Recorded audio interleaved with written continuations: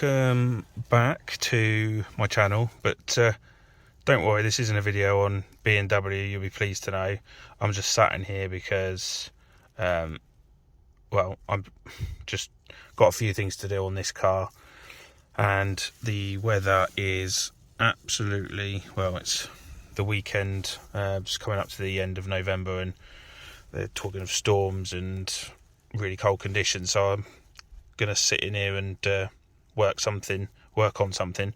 But while I was in here, regarding the Fiat, so something I didn't discuss, or I don't think I've discussed, is the car arrived with this key, the spare key, and yeah, so I need the remote key, and I have been trying to work out what I'm going to do. And there's basically two options. It's £150 to, I'd imagine, approximately, to get an auto technician to come out and code a remote key to the car. Or the other option is to buy a remote key and to try it myself using multi-ECU scan. Now, I'm not going to do that today in this video, but I've just thought that I'm going to try and do it myself. The key is arriving from China at some point in December, so yeah, but I thought that I'd mention that's something else that needs to be done. And then the other thing that we've got is the DVLA as well, which is another story, and those are the two main things that are kind of holding me back from kind of really getting the car shifted over to the body shop, because obviously it's not taxed or anything. So giving you heads up, we're looking at potentially coding a new key to the Fiat, which will be an experience. So yeah, we'll see what happens there. So this is the key that I've purchased from AliExpress, and it's coming in at just over £10, or about £10-11. There's two options available, which is a Delphi and a Magneti Marelli version. I've gone with Delphi. I think that's what the Fiat uses for its electronics there. So otherwise it's pretty much a Fiat key as is, and it's got the 433 megahertz chip in there, which is what we need. So that's what I've gone with, and yeah, shipping unfortunately isn't the quickest. I'd imagine that's partly due to the pandemic, where there's like not many flights and stuff into the UK as there used to be.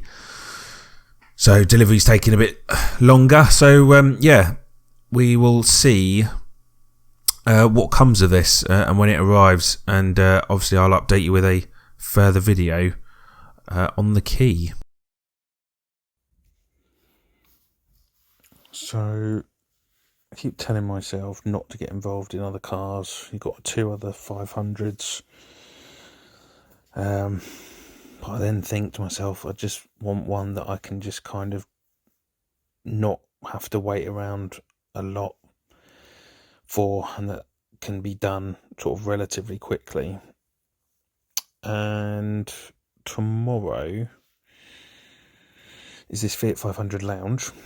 Its current bid is 275, and that's the only reason I'm interested in this. Now, I appreciate this is going to go higher. I don't know exactly how high, but 275 at the moment isn't too bad.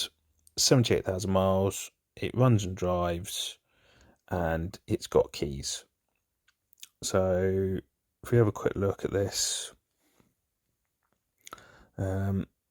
this one doesn't particularly give you too much of an idea.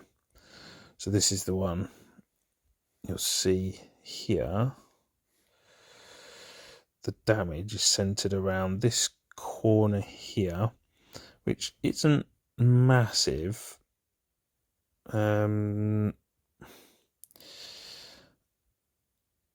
It will need a new bumper. And then, I don't know if this is going to show you another shot. I'll show you what the other issue looks to be. The rear ends all seem to be fine. Everything seems good there. This is the interior. Incredibly dirty, but we can sort that out. 2 keys, but there doesn't appear to be any other manuals or anything in there. Again, the back, dirty, but we can sort that out. Engine wise,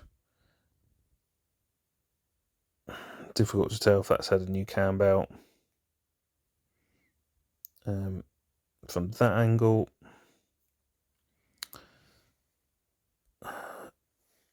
it's got full tank of fuel. That will be because of the headlight, I'd imagine, but no other warning lights that we need to be concerned about. I think there's a minor scuff here on the rear bumper. Okay, so what was the other issue that I had with this? We'll do it from this side first. That bonnet isn't quite sitting right for some reason. It seems to have been slightly pushed. Thought, yeah, it's just out of alignment. And if we go into this one, you'll see, so the alignment's out. I'm not really sure why that is, because the actual bonnet itself looks to be in good order. So I don't really understand what's happened there.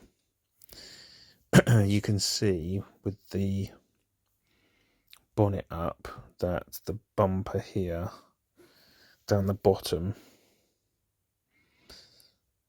has completely sort of broken off. So, but this isn't the best shot, unfortunately. It doesn't show you any of the bonnet struts or anything. So I'm going to go with a potential bid on this tomorrow, depending if the price gets ridiculous. I won't, but we'll see how we go. Love 500's just got a similar car from Roachford, 2013, with, I think it was just under 20,000 miles less, and he got that for just over 1,100. So hopefully work's not going to be too busy tomorrow, and I can sort this out tomorrow afternoon. So yeah, we'll see how we get on. So we're about to start the auction the next day, and already, as per usual, these things happen, the price is already gaining, and it started off as not too bad, but there was just, well, there's a couple of things. Number one is Newbury has suddenly just grown in regards to participation. There's quite a number of people that were watching a lot of these auctions, and unfortunately there was just a lot of people going. Well, I say a lot of people, it could literally be 1 or 2 that were fighting it out, but the price was just steadily going up, and I sort of realised, never bothered putting in a bid, just realised that this wasn't going to be a cheap Fiat 500 for me, despite it being a Newbury. I mean, to be fair, the price wasn't that bad, but I wanted a really cheap one, and yeah, it just wasn't going to work. So it went for, I think it was about 900 in the end.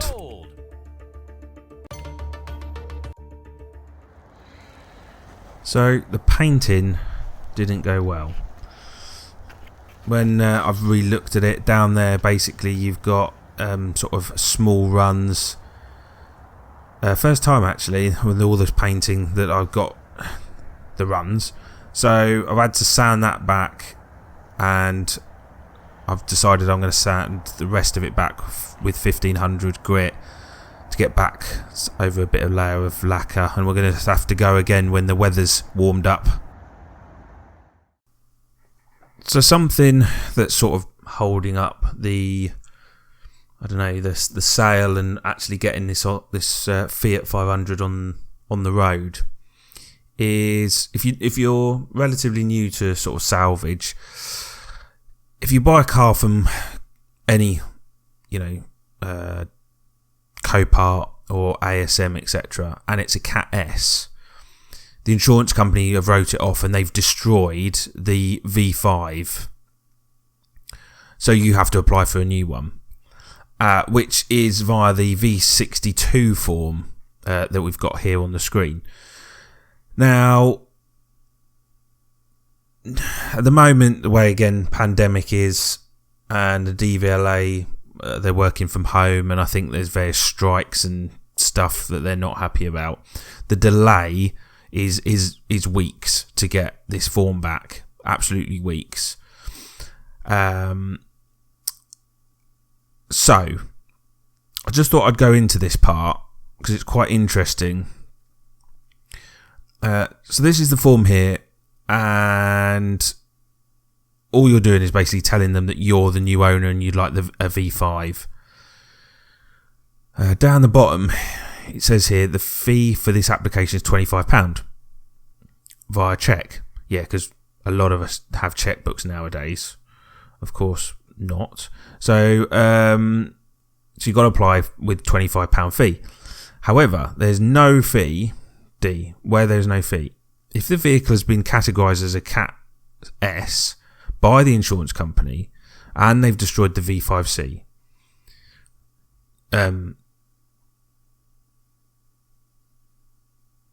then you don't need to pay. Fantastic, great. So I've filled in this form. You can see here, it's all it's doing is asks for your vehicle, who the new keeper is going to be, why you don't have that V5C. And obviously I've said I do not enclose the fee because it's a Cat S. And then sign it off. So I sent that off end of October, sort of the last week of October. And I came back from Scotland and found that they're charging me a fee. They're claiming that it's possibly been already registered from the this is where it gets confusing. So the car has supposedly been re-registered after the write-off, hence why they're not taking or they're not allowing me to get it for free. So I've paid it. I'm not going to argue with it. That ultimately they're the ones that are the ones who issue the form. So how am I going to do that? I've had a quick look via an app, and it seems to suggest that there was a V5 issued around the beginning of September. So a bit confused by the whole car, to be honest. It was written off. A V5 was potentially issued.